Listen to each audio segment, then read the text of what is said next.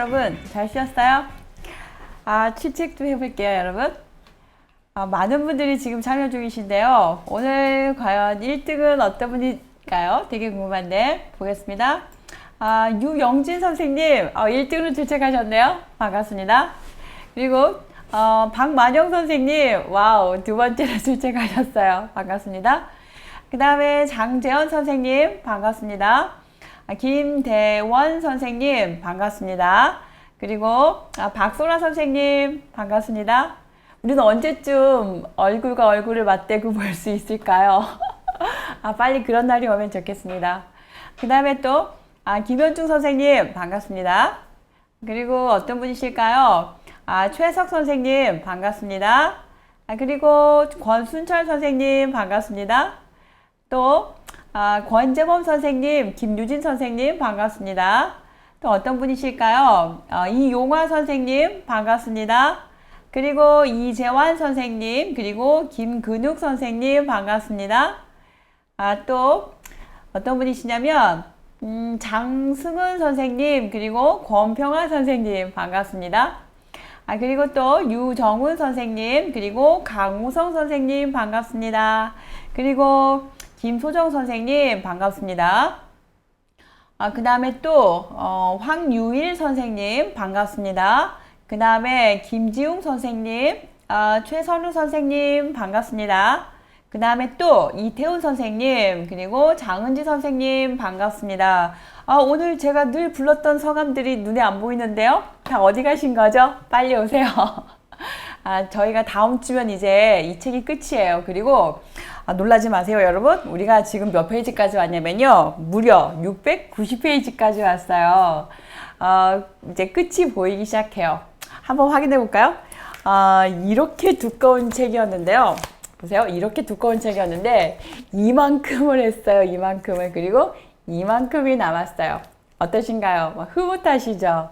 여러분과 제가 함께 읽어낸 책이에요.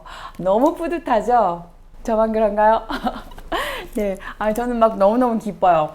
그리고 아까 1부 때 말씀드렸지만, 다음 달에 또 하게 될 이 현대 신학사상사가 너무너무 기대가 되는 거예요. 대학원 때랑 또 박사과정 때랑 조직신학 과목을 듣는데 이렇게 낱개로 이렇게 하나하나 별도로 이렇게 배웠다가 통으로 묶어져 있는 이 책을 딱 보는데 막 종합 선물을 받는 것 같이 막 너무 흡족한 거예요. 그거를 여러분과 함께 또 읽게 된다고 하니까 더더욱 기쁜 거죠. 6월이 빨리 왔으면 좋겠습니다. 여러분 책을 빨리빨리 구입해 두시고요. 조금씩 이렇게 읽어보시면 좋을 것 같아요. 책이 결코 어렵지 않습니다. 그리고 우리가 일반인들이 이런 것까지 알아야 되나, 읽어야 되나 라고 생각하시겠지만 당연히 저는 읽어야 된다고 생각을 해요. 우리가 이동현 교수님과 함께 신학 레시피 공부를 할 때 우리가 믿고 따르는 것을 우리가 경험하고 느끼고 이런 것들을 입술로 고백하고 이렇게 찬양하고 이런 것이 다 신학이다라고 이야기를 했었잖아요. 하나님에 관한 지식, 하나님에 관해서 이렇게 알아가는 거, 이것이 신학이라면 우리는 당연히 그런 신학자가 되어야 하잖아요. 그렇죠 여러분? 그래서 이런 아카데믹한 그런 의미의 신학자가 아니라 우리 삶 속에서 하나님에 대해서 알아가는 그러한 사람들이기 때문에 우리는 반드시 또 알아야 된다고 생각을 해요. 그래서 6월달, 7월달 제가 기획을 한 거니까 많은 분들 참여 바랍니다. 또 시작해 볼게요. 이제 드디어 또 게르만 세계 노년기 들어가도록 할 거예요. 우리가 여러분 1부에서 헤겔은 그리스하고 로마를 비교할 때 그리스를 더 높게 평가했구나. 이제 우리는 그렇게 알고 있습니다. 그런데 또 그리스가 정말로 그렇게 헤겔이 말한 것처럼 좋기만 했느냐? 또 그렇지는 않습니다. 소크라테스가 살던 그때를 또 이렇게 생각을 해보면 어쨌든 또 말이 길어질 것 같아서요. 일단 게르만 시대로 들어가도록 하겠습니다. 자, 거기 보시면 두 번째 줄이에요. 거기에서 헤겔은 정신의 역사에서 노년기는 쇠퇴기가 아니라, 중요하죠? 쇠퇴기가 아니라 자유의 역사가 성숙에 이르는 성숙기를 뜻한다, 이렇게 표현하고 있습니다. 자, 기억하고 가셔야겠죠, 여러분? 거기 노년기 동그라미 치시고요. 성숙기 동그라미 쳐주시고요. 무엇을 기준으로 했느냐? 자유를 기준으로 했다는 거예요. 그래서 자유의 역사 동그라미. 그러면 자유가 점점 더 이렇게 확대되어 가고 확장되어 가는 그런 그 시대구나 라고 생각하시면 좋을 것 같습니다. 자, 그 다음에 어디 가시냐면요. 거기서 두 번째 줄 더 내려가시면 이제 이 시대의 원리는 뭐냐면 정신성과 이 정신적 화해 혹은 절대적 화해 원리에 있다 이렇게 표현하고 있습니다. 여기서 여러분 그 화해라고 하는 거 기억나시죠? 하나님 인간 즉 예수 그리스도 안에서 그 화해가 이루어진다는 거 기억하고 계시면 그래서 이 절대적 화해 그 원리 안에서 이 게르만 세계가 결국은 어떤 나라이냐면 마지막 패러그래프 마지막 줄인데요. 구체적인 자유의 나라다 이렇게 표현하고 있었어요. 이 보편적인 의지, 국가의 보편적인 의지와 이 개인의 그 세계가 혹은 뭔가 그 나아가려고 하는 그 방향이 일치하는 그러한 세계. 그래서 바로 구체적인 자유의 나라다 이렇게 표현하고 있었습니다. 그럼 여기서 우리가 이제 문제 제기가 되는 거죠. 뭐야, 이 게르만 시대가 이 게르만이 바로 이 모든 그 자유의 정점이라는 거야? 자유가 다 실현된 나라라는 거야? 거기가 보편 의지라는 거야? 거기가 끝이야? 라고 이해할 수 있지만 해겔은 그렇다고 하나요? 아니라고 하죠. 우리가 여기까지만 읽었을 때 뭐야, 해겔은 그러면 진짜 이 게르만의 푸들인 거야? 막 이렇게 프로이센의 푸들인 거야? 이렇게 오해할 수 있지만 그러나 그렇지가 않다는 거죠. 어떠한 상태든 완성은 있다 없다? 없다라고 말하고 있습니다. 종말의 때에 가서야 있다라고 말하고 있고 늘 과정 중에 있다고 말했고 어떠한 상태도 부정성을 안고 있다 이렇게 말하고 있죠. 그래서 극복해야 될 부정성이 있기 때문에 거기에 끝이 아니야. 우리는 항상 그 개념 잡고 가시면 좋을 것 같고요. 그래서 넘기도록 할게요. 그래서 이제 그 게르만족에 대해서 어떻게 그 평가를 하고 있느냐 이제 또 하나하나 쭉 이야기하고 있습니다. 읽어보시면 좋을 것 같고요. 먼저 691페이지 첫 번째 줄 읽어볼까요? 거기 보시면 1번에서 로마 제국에서 야만족이라고 불렀어. 야만족이 이렇게 침입 왔었잖아요. 자, 그 다음에 또 넘겨보시면 어디냐면요. 저는 692페이지로 갔는데요. 두 번째 보시면 로마 세계를 정복은 했지만 그들에게는 문화가 없었다는 거죠. 야만인이었으니까. 그래가지고 로마를 딱 이렇게 쳐들어와서 이제 자기네 고유의 어떤 그 문화가 없으니까 이제 어떻게 합니까? 로마의 것을 그대로 따라가죠. 그러니까 외적으로는 마치 자기네가 로마를 다 이렇게 마치 통째로 딱 삼킨 것 같지만 그러나 그들을 이렇게 들여다보면 그들의 문화, 그들을 이렇게 이끌고 갈 어떤 그 정신적인 무엇이 아무것도 없었어요. 그러다 보니 당연히 어딜 따라가는 거죠? 로마를 따라가게 될 거 아니에요. 그러니까 로마의 정신이 그대로 다 이렇게 그 계승되어 갔겠죠. 그래서 마치 게르만의 승리인 것 같지만 결국 또 로마의 승리인 거야. 이렇게도 볼 수 있다는 이야기가 펼쳐집니다. 보실게요. 두 번째 줄 보시면 로마의 국가체제 그리고 법체제, 문물과 종교를 그대로 어떻게 했다? 수용할 수밖에 없었다. 아무것도 없었기 때문에 그랬다는 거죠. 그들은 로마 제국의 국가 종교였던 기독교를 자신의 종교로 이렇게 수용합니다. 그래서 게르만 세계가 외적으로는 로마 세계의 하나의 연장인 것처럼 보였다. 그래서 외적으로는 결국은 로마의 승리다. 이렇게 표현할 수가 있겠습니다. 그 다음에 이제 로마 세계의 어떤 계승자, 로마를 그대로 이어간 로마의 정신이 계속 살아남아 있는 거죠. 2번을 보시면 그 두 번째 패러그래프예요. 게르만 민족은 로마인들과 구별되고 있는 내적 특징이 있다. 그러니까 로마의 것을 그대로 계승을 했지만 그럼에도 불구하고 그 게르만족만의 어떤 그 특징이 있다라고 이제 설명을 하는데요. 굉장히 중요하죠. 바로 한 줄 내려가면 개인의 자유의식에 있었다 이렇게 표현하고 있습니다. 거기 굉장히 중요합니다. 동그라미 딱 쳐주시고요. 개인의 자유의식이 게르만족에게는 있었다는 거예요. 조금 전에 우리가 살펴봤다시피 로마는 어땠어요? 그런 게 없었잖아요. 오로지 국가를 위한 하나의 수단에 지나지 않았어요.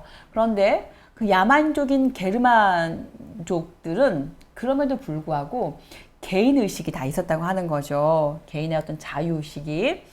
계속 좀 더 읽어볼게요. 두 줄 더 내려가시면 이 게르만족에게 중요한 것은 공동체가 아니라 개인이었다. 이렇게 표현하고 있어요. 거기도 중요한 내용이죠. 로마는 어땠습니까? 공동체, 국가가 더 중요했잖아요. 개인보다는. 그런데 게르만은 공동체보다는 개인이 더 중요했다. 이렇게 지적하고 있습니다. 그 다음에 또 한 줄 더 내려가시면 게르만족의 동맹은 개인들의 자유로운 의지에서 생성되었다. 이렇게 표현하고 있습니다. 그래서 개인들의 자발적인 참여와 자유로운 동지들의 어떤 가입에 기초한다. 이렇게 표현하고 있습니다. 어떤 그 공동체 전체의 목적이 아니라 개개인마다의 어떤 그 뭐라고 할까요? 어떤 의지, 어떤 지향하는 바 그런 것들이 딱 맞아 떨어진 거죠. 그래서 그런 사람들이 모여서 자발적으로 어떤 그 전략과 전술을 세우고 그래서 그 자발적으로 어떤 그 목표를 향해서 이렇게 나아가는 거죠. 그러다 보니까 어떤 그 로마를 이렇게 그 제압하고 그래서 그들이 로마를 이렇게 다스리게 되는 이제 그런 형태를 말하고 있는데 결국은 게르만족은 그러니까 어떤 국가의 한 그 커다란 그런 국가라기보다는 사적인 집단들의 모임 뭐 이 정도로 되겠죠. 첫 번째 줄에서 그렇게 표현하고 있어요. 그래서 이 게르만족은 어떤 보편적인 것에 뭔가 관심을 갖고 있고 그 보편적인 것을 추구하는 것을 뭔가 목표로 삼는 그런 것이 아니라 거기 보시면 사적 단체들의 결합에 불과한 것이었다. 이렇게 표현하고 있습니다. 그래서 세 번째 줄 보시면 국가의 삶의 가장 중요한 형식이 뭐냐면 사회는 어떤 그 보편적인 규약과 어떤 법이라고 하는 것이 그 하나의 어떤 기반으로 다져져 있어야 되는 거잖아요. 그런데 게르만은 그런 게 있었다 없었다? 없었다. 이제 이렇게 지적하고 있었고 사적인 권리와 사적 의무들로 다 이렇게 분산되어 있었다. 이렇게 표현하고 있습니다. 그래서 조금 더 내려가 보시면 세 번째 줄인데요. 헤겔은 로마 제국의 계승자로 등장한 게르만 세계 곧 유럽의 특징이 모든 관계의 개체화 또 개체화된 주체성이라고 말한다. 이렇게 설명하고 있습니다. 여러분 굉장히 중요한 내용이죠. 지금 모든 관계의 개체화, 그러니까 개별성인 것, 개별적인 것이 훨씬 더 중요하게 지금 대두되는 것이죠. 그러면서 그 개체화된 주체성이 이 모든 그 공동체 어떤 공동의 이념 혹은 어떤 보편적인 것보다 훨씬 더 우위에 있었다라고 하는 그런 지적으로 보시면 좋을 것 같습니다. 그래서 3번인데요. 게르만 세계, 곧 유럽의 이 개체화된 주체성에 대해서 이 반대되는 세력이 동양에서 일어나는데 그 중동 지역에 등장한 이슬람이었다. 이제 이렇게 또 이슬람교였다고 지적을 하고 있습니다. 이슬람교의 세계에서 이 정신적 화해 원리가 눈을 뜨기 시작을 하는데요. 그러나 헤겔은 이슬람교에 대해서 굉장히 부정적인 시각을 갖고 있어요. 읽어보시면 아시겠지만 계속 좀 보겠습니다. 이 내적 세계 의식으로서의 정신과 사상을 통한 가장 높은 자의 의식으로서의 정신이 일치가 아니라 통일이 아니라 분리되어 있었다라고 지적을 하고 있습니다. 그렇기 때문에 이슬람교의 세계는 그 자체에 있어서 내적으로 분열되어 있었다. 이렇게 표현하고 있어요. 그래서 이 개인의 주체성과 자유를 인정하지 않는다. 오히려 퇴락하는 거죠, 지금. 단 하나의 존재, 최고의 절대자가 있을 뿐이다. 마치 어떻습니까? 동양의 그 정신처럼 한 사람만이 어떤 그 절대적인 지배자, 권력자가 되어서 한 사람만이 자유를 누리는 것 같은 그런 형국을 지금 볼 수가 있습니다. 이 개인의 소유가 인정이 됐다 안 됐다? 안 되었다는 것이죠. 모든 사적인 것 그리고 개체적인 것, 이 특수한 것을 파괴하는 광신주의였다고 설명하고 있습니다. 그래서 이슬람교에 대한 이 헤겔의 평가는 다분히 부정적이라고 우리 텍스트에서 말하고 있습니다. 거기 세 번째 패러그래프 첫 번째 줄 밑줄 그어 보실게요. 이슬람교에 대한 헤겔의 평가는 매우 부정적이었다. 자, 이렇게 확인하겠습니다. 자, 넘기시고 그 다음에 이제 694페이지 가시면 또 그 어떤 중심적인 인물에 대해서 설명하고 있는데요. 그 부분도 읽어보시면 좋을 것 같습니다. 그 다음에 이제 695페이지에 가서 5번을 보시면 헤겔이 그 유럽의 중세를 어떻게 표현하냐면 무서운 밤의 시대, 곧 암흑기다 이렇게 표현하고 있고요. 그러면서 자유의 역사가 중지된 시대였다 이렇게 표현하고 있었습니다. 자, 그러나 개인의 주체성과 개체성이 눈을 뜨게 되면서 교황 독재 체제에 대한 투쟁이 일어나게 된다. 그러면서 이제 어떻습니까? 종교개혁이 일어나고 있잖아요. 1517년에 루터에 의해서 종교개혁이 일어나지만 그러나 그 전부터 이미 그 자유를 향한 어떤 그 몸부림들이 막 일어나고 있었죠. 그런 것들을 이제 그 미술사에서 눈에 띄게 알 수가 있는데, 그 미켈란젤로의 그 뭡니까 그 그림을 보면 그 천장에다 이렇게 그림을 그리잖아요. 그 천장에 그림을 이렇게 보면 처음에는 몰랐는데 2000년대인가 거기 그때서야 뭔가 이렇게 드러나지게 된 거예요.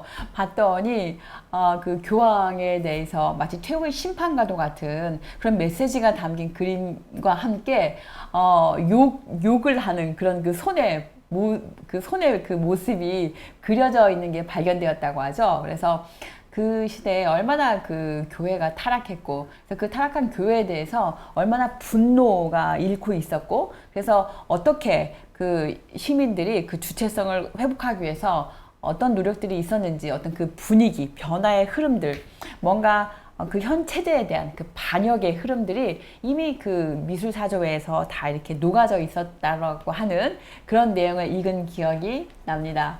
그런 내용을 봤을 때 지금 이 문장이 이해가 됐던 것 같아요. 그래서 개인의 주체성과 개체성에 눈을 뜨게 되면서 이 교황 독재 체제에 대한 그 투쟁이 막 일어나고 있었다. 그러면서 그 정점에 도달한 게 이제 루터의 종교개혁으로 보면 될 것 같아요, 여러분. 자, 그 다음에 또 어디를 보시냐면 저는 여기도 상당히 좀 마음에 아팠어요. 그리고 우리가 마치 종교개혁을 통해서 모든 게 다 전복되고 그래서 새로운 시대가 도래하고 그래서 오로지 말씀으로 오로지 믿음으로 이렇게 다 그 방향이 바뀌었느냐, 그건 아니었던 거죠. 하나의 과도기였어요. 하나의 어떤 그 신호탄이었던 거죠. 그렇기 때문에 거기에는 또 그 어떤 이념과 이념이 교체되는 곳에는 아시다시피 수없이 많은 그 피를 흘리게 되죠. 그런 걸 우리가 생각을 해보면서 이 문장을 읽으면 이해가 될 것 같습니다. 거기 보시면 교회는 여전히 깊은 타락 속에 있었고, 그리고 거대한 세속의 소유를 가진 교황은 정치와 음모에 있어서 세속의 제의류가 조금도 다르지 않았다 이렇게 표현하고 있습니다. 그래서 그는 정치적 목적을 위해서 파멸을 이용하고 또 세속의 모든 재화에 대한 이 세속의 권력을 요구했다. 교황의 자리는 폭력으로 얻을 수 있는 것이었다. 또 교황과 반교황, 주교와 반주교가 선출되었고 교회의 마지막 충격을 준 것은 면죄부장사였다. 이렇게 그 시대, 그 교회의 그 타락상을 말하고 있고, 그러면서 얼마나 이렇게 억압받고 있었는지.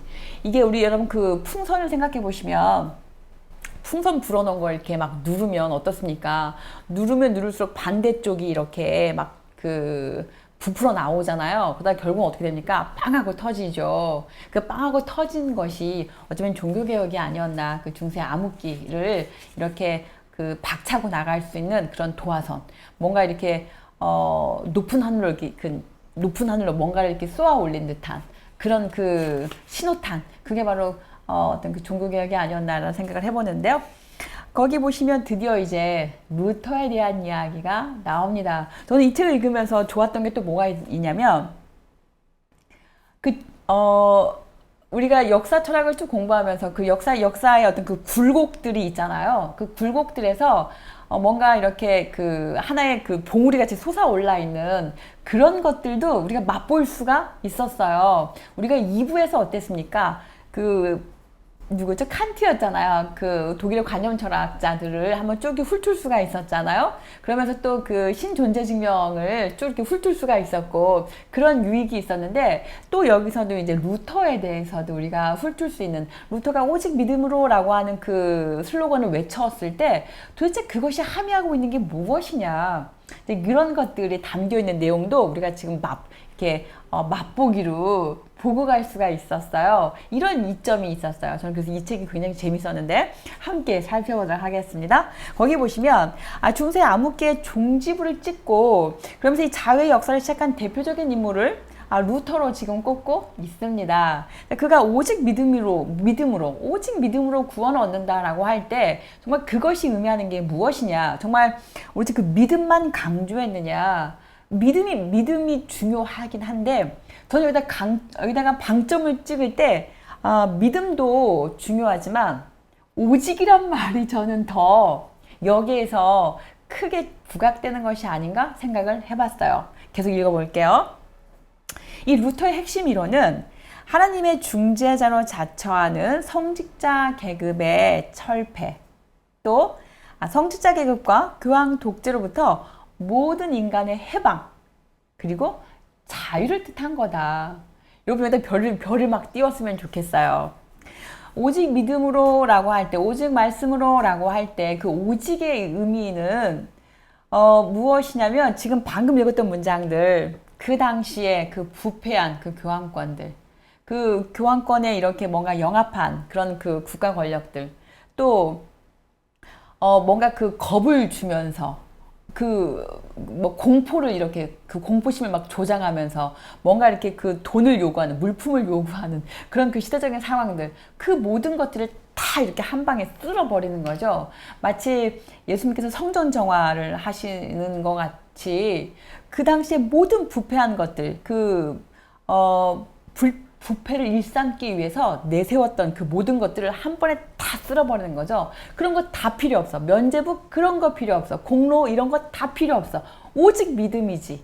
이런 이야기. 저는 그렇게 이 문장을 읽었어요. 여러분은 어떻게 읽으셨어요? 계속 들어가 보도록 하겠습니다. 그 다음에 이제 그 옆에 바로 또 나오고 있죠. 성상 숭배, 또 마리아 숭배, 그리고 그리스도의 몸과 피로 변한 빵과 포도주 숭배. 이 모든 외적인 것과 이 결합되어 있는 이 교회 돈 장사를 다 어떻게 한 거다?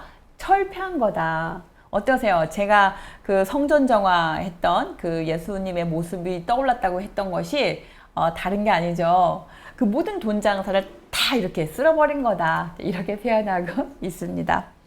계속 좀 읽어볼게요.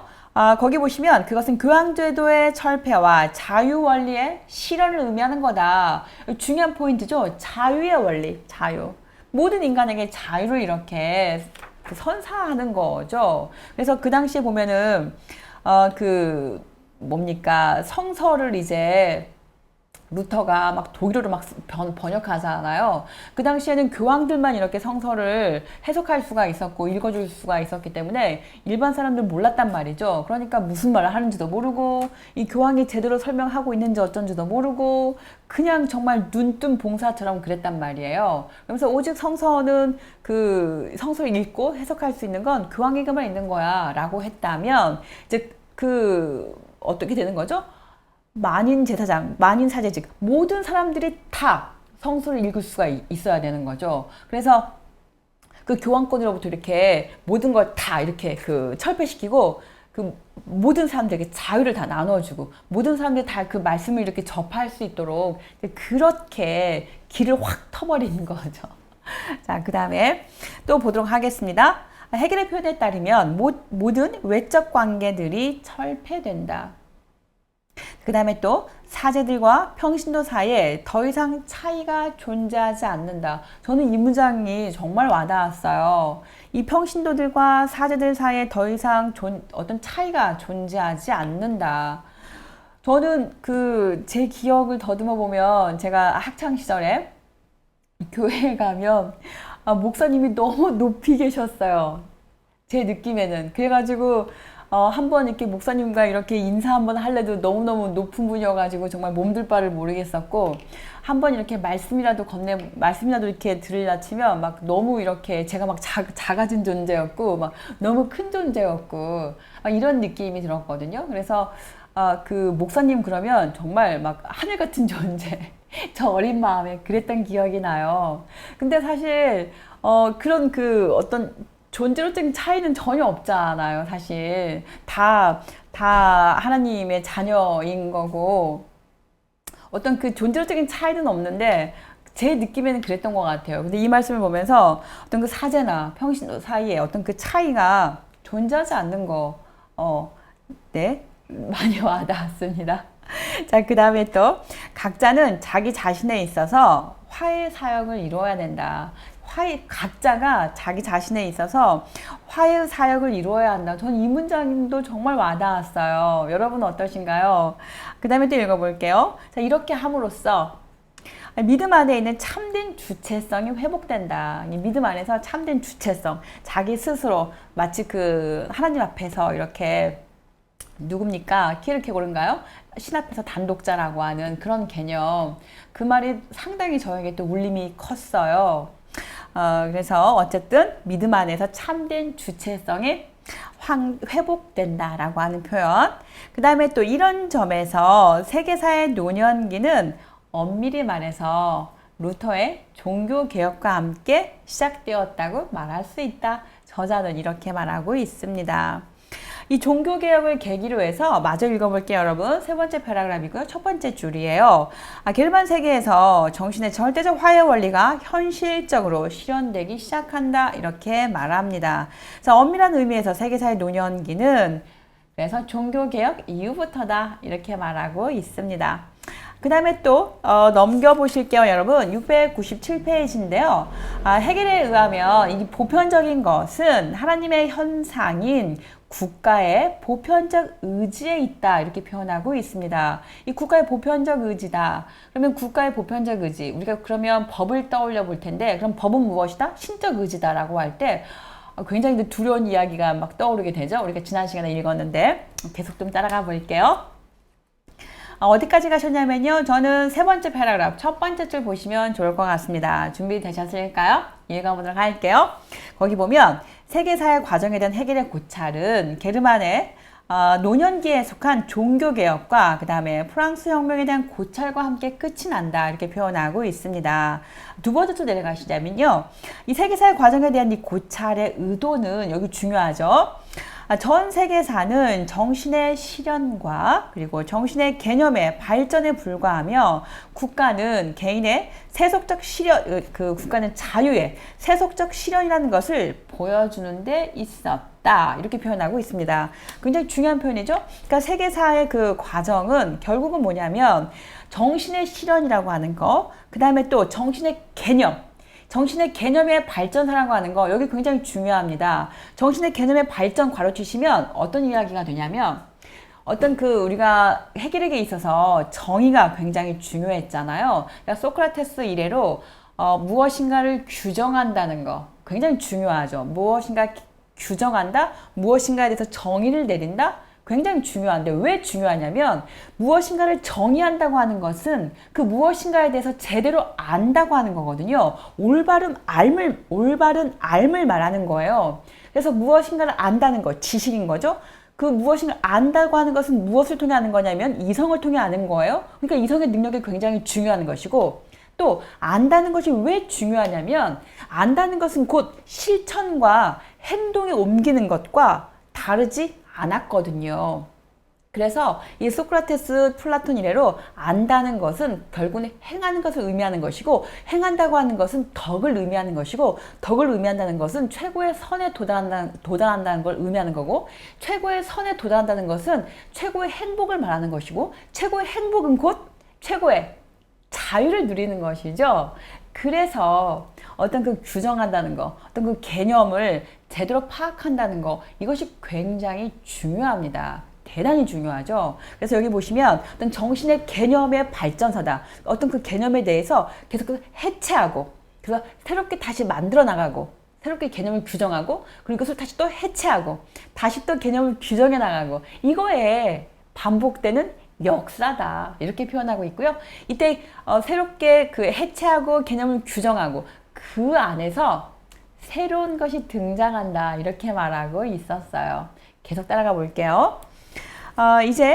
저는 이제 어딜 가냐면 마지막 패러그래프예요. 이제 많은 사람들이 헤겔을 비판한다. 그래서 그럼 게르만 시대에 와서 최고 정점이라는 거냐. 그런데 이제 저자는 그거 아니야. 뭔가 부정적인 것이 있어. 이런 이야기도 할 겁니다. 가볼게요. 많은 학자가 헤겔을 비판하고 있는데 그가 살고 있던 그 게르만 시대가 즉 이 프로이센 국가가 세계사의 목적이고 세계사 완성이냐? 지금 그렇다고 보는 거야? 이렇게 비판한다고 하는 것이죠. 그래서 이 문제에 대해서 그러면 세계사의 목적이 도대체 뭔데? 그거 알아봐야겠죠. 세계사가 그 나아가려고 하는 그 최고의 그 정점이 뭐길래 우리 그거 알아봐야 되지 않겠어? 저자가 이제 우리를 이렇게 우리의 그 궁금증을 유발하고 있어요. 넘겨보실게요. 자, 넘기면 짜잔! 뭐가 나옵니까? 세계사의 목적이 뭐냐? 이렇게 묻고 있죠.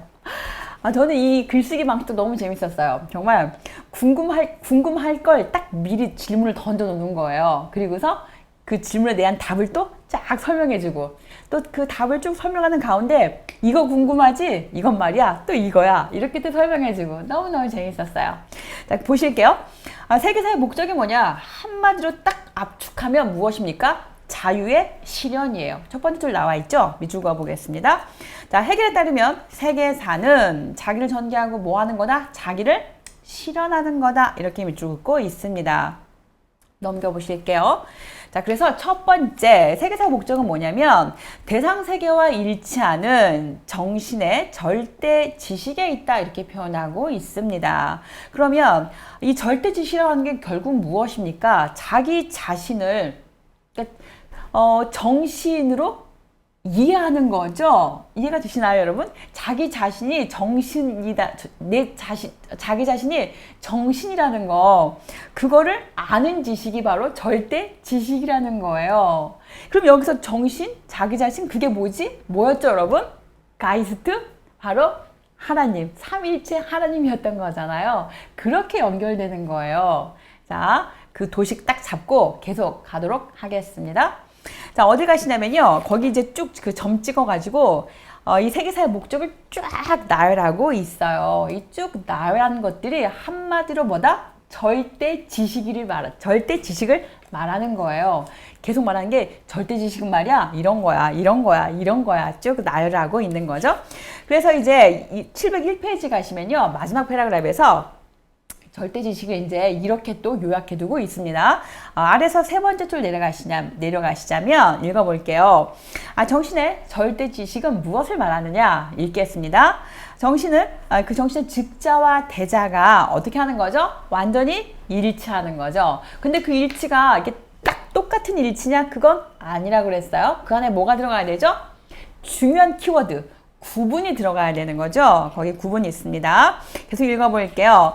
그 일치하는 세계 혹은 정신의 개념과 일치하는 세계, 정신의 개념과 완전히 일치하기 때문에 정신이 그 속에서 자기 자신을 완전히 투명하게 볼 수 있고 자기를 완전하게 아는 세계를 가리킨다. 가로 열고 거기다 뭐도 써야 되는 거죠? 구분도 같이 있어야 되는 거예요. 구분 안에서 완전히 하나가 되는 거죠. 항상 구분이 들어있다는 거 넘겨주실게요. 자, 그 다음 702페이지인데요. 자, 다시 한번 또 절대 지식을 이렇게 패러프라이징 하고 있습니다. 절대 지식은 정신에 의해서 정립된 대상 세계가 그의 모든 자연성, 제한성, 이 직접성 이런 거 어떻게 해야 되는 거죠? 벗어나야 되는 거죠. 이거를 넘어 이렇게 가야 되는 거죠. 그래서 이 정신과 완전히 하나가 된 상태, 정신이 그 속에서 완전한 자기의식에 도달한 상태, 거기가 바로 뭐다? 절대 지식이다. 이렇게 표현하고 있습니다. 되셨을까요?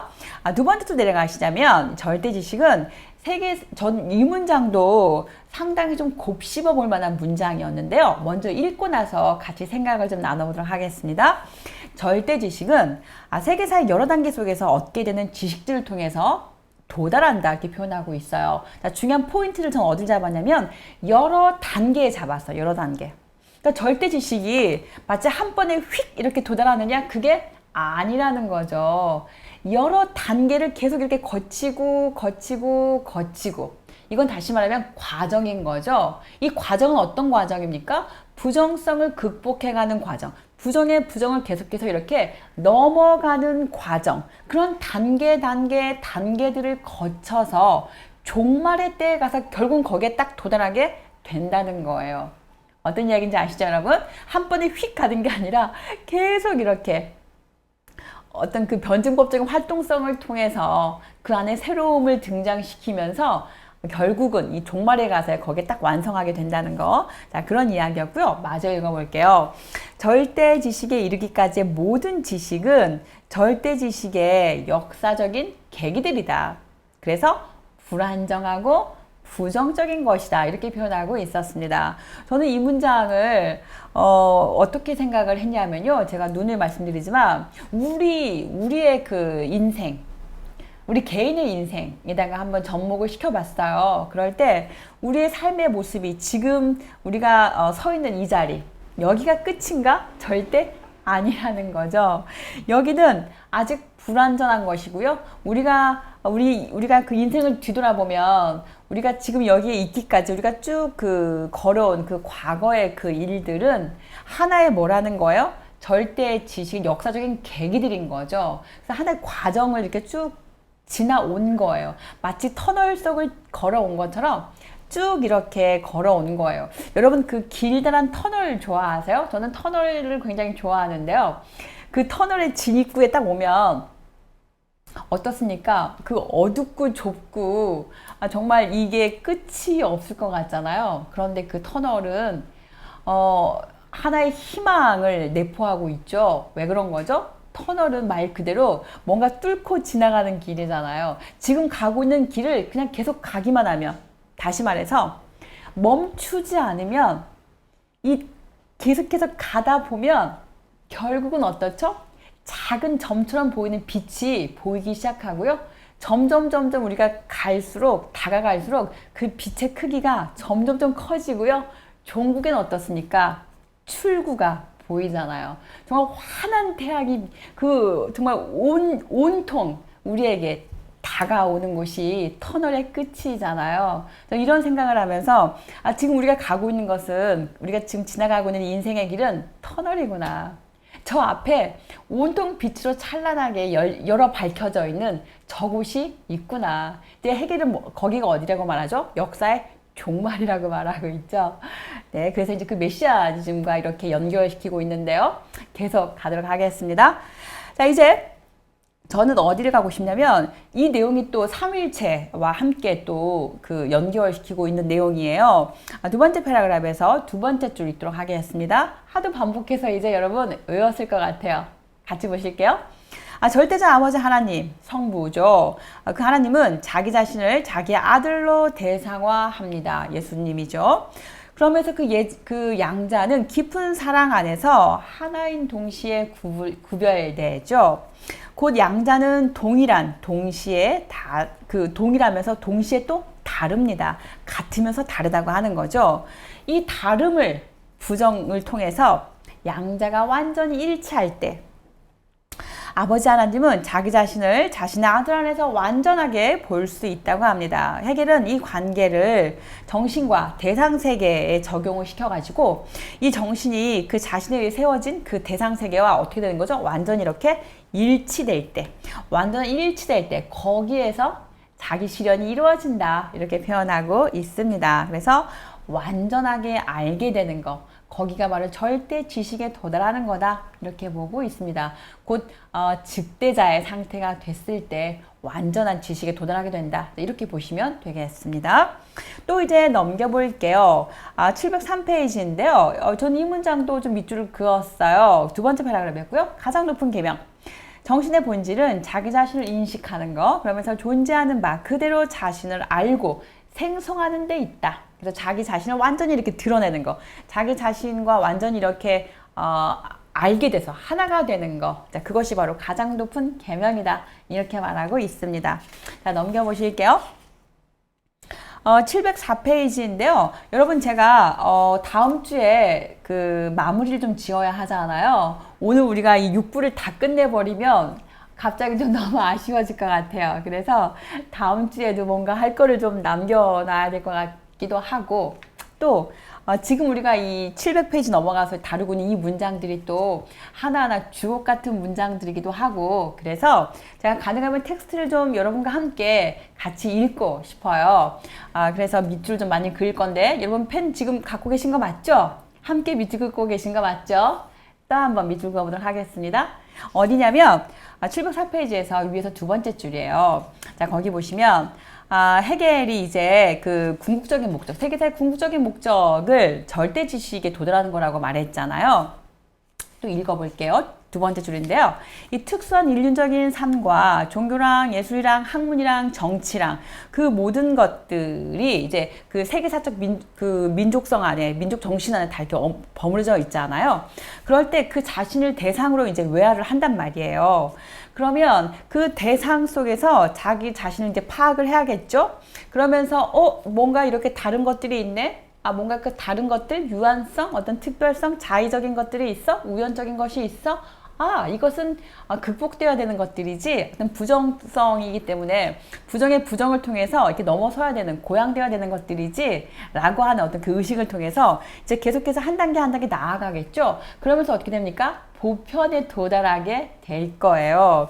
그래서 그 보편적인 것을 실현하게 되고 이를 통해서 자기 자신에 대한 완전한 지식에 다다르게 되는 거, 거기가 바로 세계사의 목적이다, 이렇게 표현하고 있겠습니다. 자, 그 다음에 이것을 조금 더 이제 그 단계라고 하는 표현을 제가 좀 강조하고 싶어가지고 마지막 패러그래프에서 끝에서 두 번째 줄에 밑줄 한번 더 그어봤어요. 함께 그어보실게요. 거기 보시면 세계사의 단계들의 과정 속에서 완성되는 것이다, 밑줄 쫙 그으실게요. 자, 키워드 뭐죠? 과정 속에서. 한 번 더 강조합니다. 한 번에 쫙 가는 거 아니에요. 단계 과정을 하나하나를 이렇게 밟아 나가면서 그 과정을 거쳐서 종국에는 여기에 도달하게 된다는 거죠. 그래서 우리의 삶도 뭔가 목적하는 바가 있을 때 그것이 단박에 이루어지지 않는다고 혹시 낙담하시나요? 과정 속에서 우리는 서서히 이루어가고 있습니다, 여러분. 화이팅이에요. 자, 그 다음에 또 4번 내려가실게요. 거기 보시면 세 번째 패러그래프인데요. 거기 이제 정신이 자기의 이 개념을 그 자신으로부터 생성하고 그것을 대상화시켜서 그의 존재가 되는 것이라고 했잖아요, 여러분. 자, 그것은 한마디로 뭐라고 말하느냐? 대상성이라고 표현해요. 대상성. 자기와 뭔가 다르다는 것을 알고서 그 다름을 극복해서 자기와 이렇게 자기가 알고 있는 지식과 일치시켜가는 거. 그걸 뭐라고 한다? 대상성이라고 하는구나. 이렇게 알고 가시면 좋겠습니다. 그 다음에 이제 어디로 가냐면 705페이지로 저는 넘어왔어요. 저자가 여기서 한 가지 우려하는 바를 지금 밝히고 있어요. 그 정신이라고 할 때 그 정신을 설마 우리 인간의 어떤 인간이 갖고 있는 그런 정신을 생각하는 거 아니겠지? 너희들 그거 아니야? 이렇게 이야기하고 있어요. 여기서 말하는 정신은 하나님, 아이스트, 신적인 정신을 말하는 거야. 그런 식의 이야기가 지금 문단에서 나오고 있습니다. 밑줄만 좀 그어볼게요. 두 번째 패러그래프 첫 번째 줄인데요. 여기서 정신을 세속적 의미의 인간의 정신 혹은 민족의 정신으로 생각할 때 역사의 목적은 심각한 문제를 갖는다, 이렇게 표현하고 있죠. 그러니까 개인적인 건 민족적인 정신 그거 아니라는 거예요. 훨씬 더 큰 보편적인 정신, 가이스트, 하나님, 정신, 이성, 그런 차원에서 봐야 된다는 거예요. 그래서 그 말을 한마디로 요약하고 있죠. 5번인데요. 5번의 두 번째 줄 보시면 정신은 하나님을 뜻한다. 밑줄 쫙 그으실게요. 오해하시면 안 돼요. 우리 인간의 정신, 민족의 정신 아닙니다. 하나님을 뜻한다는 거. 그래서 마지막 패러그래프 보시면 아래서 세 번째 줄이에요. 해겔에 따르면 저자가 어떻게 인용하냐면 이성이 세계를 다스린다라고 할 때 이것은 결국은 우리 이성을 뭐랑 동일시했었죠? 하나님과 동일시했잖아요. 그래서 이성이 세계를 다스린다. 결국은 하나님이 세계를 다스린다. 그래서 하나님이 통치자가 되는 세계. 그게 바로 신적인 정신, 어떤 절대 지식, 절대 자유에 도달하는 그런 새로운 나라. 이렇게 생각하시면 좋을 것 같습니다. 넘겨보실게요. 그래서 706페이지에서 첫 번째 줄이에요. 자, 역사의 궁극적인 목적은 이성이 다스리는 이성적인 세계. 결국은 뭐인 거죠? 하나님이 다스리는 세계. 다시 말하면 하나님의 섭리가 이렇게 강물처럼 흐르는 그런 세계가 바로 뭐다? 궁극적인 세계사의 목적이다. 이렇게 보고 있습니다. 어떠신가요? 확 들어오시죠? 지금 느낌 딱 오시는 거죠? 자, 그러면 어디를 보실까요? 해겔이 이제 이렇게 질문을 하겠죠. 해겔이 칸트를 비판한 점이 무엇이었습니까? 물 자체는 우리는 알 수 없어. 물 자체의 자리에 신을 딱 놓으면 우리 이성은 신을 알 수가 없어. 이렇게 표현했다는 거잖아요. 그러면 이 칸트를 비판하는 점이 뭐였던 거죠? 아니, 우리는 그 절대 지식에 도달하려면 우리가 하나님을 당연히 알아야지. 그래야 우리가 도달할 수가 있는 거지. 이렇게 말하는 거잖아요. 그런 이야기가 지금 나오고 있습니다. 읽어볼게요. 세 번째 줄인데요. 헤겔이 이제 말합니다. 하나님에 대한 인식 불가능성을 강력히 반대하겠죠. 그렇죠? 읽어볼게요. 자, 우리가 이 기독교 종교는 인간에게 하나님의 본성과 본질을 나타내주고 있는 거예요. 그렇다면 그리스도인으로서 우리는 당연히 어떻게 되는 거죠? 그 신적인 것을 우리는 당연히 알아야겠죠. 하나님의 뜻이 무엇인지를 알아야 우리가 그것을 이룰 수가 있는 거잖아요. 하나님은 우리를 통해서 일하시는 분이니까. 근데 우리가 몰라. 그럼 어떻게 알아? 안 된다는 거죠. 그래서 인식 불가능성에 대해서 비판하는 거예요. 칸트를 비판하는 지점이 그 지점인 거예요. 알고 계시죠? 계속 가보도록 하겠습니다. 자, 쭉 내려가 볼게요. 몇째 줄 내려가시냐면, 어디 보자. 두 번째 줄만 내려가시면 바로 나오겠네요, 여러분. 자, 그리스도인들에게는 하나님의 신비가 알려져 있어. 그래서 세계사에 대한 열쇠가 우리에게 주어져 있다는 거예요. 우리는 알 수 있다. 자, 이렇게 잡으시면 되겠고요. 자, 그 다음에 쭉 내려가 보실게요. 두 번째입니다. 세계사의 목적. 두 번째 뭐냐? 모든 인간의 자유의 실현에 있다. 자유, 굉장히 중요한 개념이라고 말씀드렸습니다. 아래서 두 번째 줄 보시면요. 세계는 모든 사람의 자유가 실현된 세계다. 이렇게 말하고 있었습니다. 그래서 707페이지 보시면 정신의 그 기본 활동성을 어디 두는 거죠? 바로 자유다. 이렇게 잡고 있었던 거예요. 그래서 여러분 기억하시면 좋을 것 같아요. 자, 정신 이퀄 뭐죠? 이성 이퀄 뭐죠? 자유 이퀄 뭐죠? 하나님. 딱 같이 이렇게 그 도식을 딱 잡고 계시면 헤겔의 역사책을 읽을 때 한결 수월할 것 같습니다. 자, 이제 내려가 보도록 할게요. 어디까지 가시냐면요. 저는 이 문장은 좀 읽고 가야 될 것 같아요. 네 번째 패러그래프이고요. 첫 번째 줄이에요. 찾았을까요? 밑줄 그어보도록 하겠습니다. 여기서 보시면 결국은 이제 우리 인간에게 바라는 게 뭐냐면 인간이 거룩하게 되는 거예요. 그래서 하나님이 영광스럽게 되는 길. 그것이 다 뭐다? 자유 실현에 있다. 이렇게 표현하고 있었습니다. 그래서 두 줄 내려가시면 헤겔의 철학에서 이 종말론적인 구원의 실현은 결국 뭐랑 연결되어 있는 거다? 자유의 실현과 연결되어 있다. 어떻습니까? 굉장히 클리어하시죠? 한 번 더 강조합니다. 헤겔 철학에서 종말론적인 구원의 실현은 뭐랑 연결되어 있다? 자유의 실현과 연결되어 있다. 거기다 별 띄고 가셔야 돼요. 넘기겠습니다. 자, 몇 쪽이냐면요. 709페이지예요. 이런 거 궁금하시죠? 그 세계사의 목적이 결국은 자유 실현에 있다고? 자유? 어떤 자유를 말하는 거야? 궁금하시죠? 그래서 저자가 바로 또 우리의 궁금증을 해소해주고 있어요. 자, 709페이지에서 3번이에요. 거기 보시면 그 자유가 어떤 자유냐? 보통 정치적인 자유로 이해하기 쉬운데 그렇지 않다. 그래서 어떤 인격적인 자유부터 설명하고 있습니다. 거기서 세 번째 줄 내려가시자면요. 첫째, 그것은 인격적인 차원을 가진다. 이렇게 표현하고 있습니다. 자유란 인격적인 차원에서의 자유를 말하고 있다. 자, 계속 읽어볼게요, 여러분. 인간의 주체가 보편적인 것과 하나로 결합됨으로써 자연성과 직접성을 벗어나게 되겠죠. 그러면서 자기의 보편성을 의식하는 보편적인 존재가 되는 것. 그게 바로 자유다. 자유의 첫 번째 설명이었고요.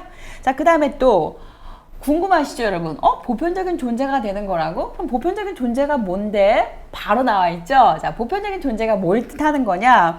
거기 아래에서 세 번째 줄 보실게요. 보편적인 존재가 된다는 것은 뭐냐면 말이야. 잘 들어봐. 자, 이렇게 말하고 있습니다. 자, 귀 쫑긋. 눈 땡 뜨시고 밑줄 긋겠습니다. 거기 보시면 인간이 하나님의 신적 의지와 어떻게 되는 거예요? 하나가 되는 거예요. 자, 그렇게 됨으로써 자기 인간적인 자연성과 그리고 직접성을 벗어버리는 것. 그러면서 죄성을 벗어난 신적 의지, 곧 하나님의 뜻을 실행하는 자가 되는 거. 그게 바로 보편적인 존재자가 되는 거예요. 어떠신가요? 하나님의 뜻을 실행하는 자가 되는 것. 그게 바로 보편적인 존재자가 되는 거다. 자기의 어떤 그 직접성, 제한성을 다 벗어버리고 하나님과 딱 일치되어 가지고 하나님의 뜻을 실현하는 자. 그게 바로 보편적인 존재자다. 되셨죠, 여러분? 자, 그 다음 넘기도록 하겠습니다. 자, 두 번째, 해겔이 말하는 자유 개념은요, 역시나 우리가 어떤 그 사회적인 차원, 공동체적인 차원을 배제할 수가 없잖아요. 그래서 이야기하고 있습니다. 거기 첫 번째 줄인데요. 해겔이 말하는 그 자유의 개념은 사회적이고 공동체적인 차원을 갖고 있다. 이렇게 표현하고 있죠. 한 줄 더 내려가시면 인간이 거룩하게 되는 것. 결국은 그것이 뭐랑 연결되는 거냐면 인간이 거룩하게 된다는 건데 그게 또 무슨 말이냐면 두 줄 더 내려가실게요. 인간이 거룩하게 된다? 그건 무슨 뜻이냐면 정치적인 억압에서 해방되는 것. 자, 그렇게 말하고 있고요. 그러면서 또 정치적인 억압에서 해방도 되고 그리고 죄에서도 어떻게 돼야 되는 거죠? 해방되어야 되는 거죠. 종국에는 죄로부터 해방돼서 완전 자유를 누려서 그렇게 되면서 거룩한 존재가 되는 거. 자, 이렇게 자유의 개념을 잡고 있습니다. 그래서 그 거룩하게 된다고 하는 것은 거기 여러분 그 세 번째 패러그래프 첫 번째 줄 보시면 인간이 거룩하게 되는 길은 인간으로서의 가치를 어떻게 하는 거죠? 인정받는 데 있는 거예요. 그러니까 죄인이 되면 안 되겠죠. 노예가 되어서도 안 되겠죠. 자, 이렇게 생각하시면 되겠고요. 자, 그 다음에 세계사의 목적 세 번째 무엇입니까? 자기 자신으로 어떻게 하는 거예요? 정신이 회귀해야 되는 거죠. 자, 그래서 첫 번째 줄 보시면 정신이 자기 자신으로 돌아가는 것 곧 회귀다. 이렇게 거듭해서 강조하고 있었습니다.